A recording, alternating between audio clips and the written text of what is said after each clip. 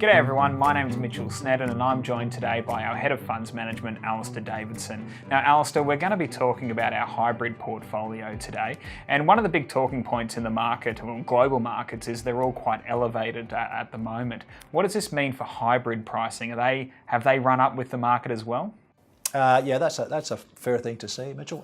I think all asset classes have risen up and hybrids have done the same. So you've seen high equity prices, high bond prices, hybrids, term deposits are low rates, so that's probably true. Yeah. And what does that mean for hybrid yields? So hybrid yields are probably at an all-time low, relative to when they were issued 20 odd years ago. So they're still, relatively high versus term deposits, government bonds, other fixed interest bits of paper. But you're not getting as much as you would have done 12 months ago, 5 years ago, 10 years ago. So on a relative basis though, hybrids still attractive? Our view is that hybrids are still attractive. Given the yields you get on the high yielding dividend stocks versus what you can get term deposits versus what you can get with property securities, infrastructure securities, they're still a relatively attractive yield, yeah. Now, one thing we're picking up a lot when we're talking to investors on the phones is a lot of people are thinking out there long term about rate rises, so the RBA increasing interest rates in time. What impact will this have on the hybrid portfolio, and what do you think the likelihood is of it? To answer your second question first, the InvestSMART view, which I think Tony Kay and Evan mentioned yesterday, is that they don't think rates are going to change in the near term. So, our view is, RBA will keep rates at 1.5 for at least the next 12 months. The good thing about the portfolio we have, it's all floating rate. So what that means is that as the bank bill swap rate goes up, which is what everything's priced off, the yield that you get from the hybrids goes up with them. So our hybrids are all effectively a margin over the bank bill swap rate.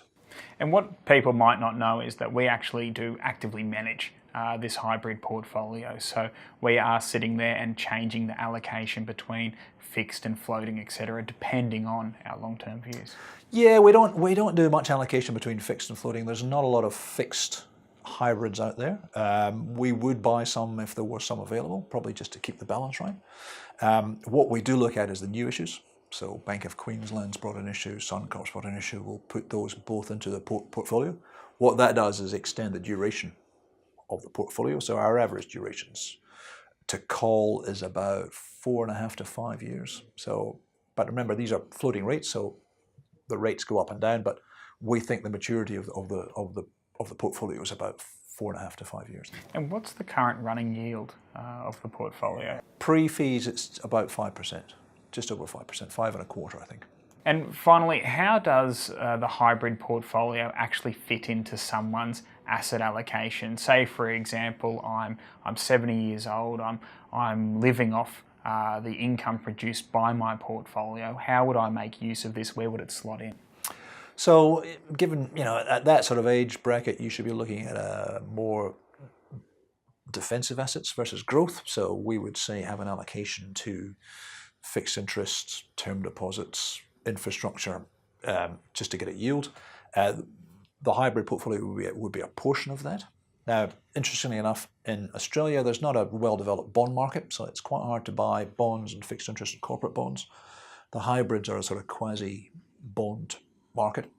So of that defensive portfolio, and at 70, you should use the health check to figure out exactly where you should be, but assuming it's about 50%, we would assume the hybrids should be probably 10 to 15% of that.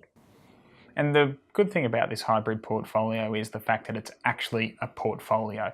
We see too many times a lot of people go out there, and because of the face value of hybrids are roughly around $100 per unit, you'd see people buying 1 or 2 or maybe 3 and calling that a diversified spread of hybrids. But we've actually got about 15 to 20 different hybrids in this particular portfolio. We currently have, well, we've just added Suncorp, so we've currently got 18 different hybrids in there. The beauty of ours is, for $25,000, you can buy lots of them, and your brokerage isn't excessive to buy them. So, yeah, we've got, as I said, about 18 there. They're predominantly financial services companies, so they're insurance companies or banks that do the issues. But we think having that spread minimises the risk of any one issuer getting into default or not paying a coupon or something happening.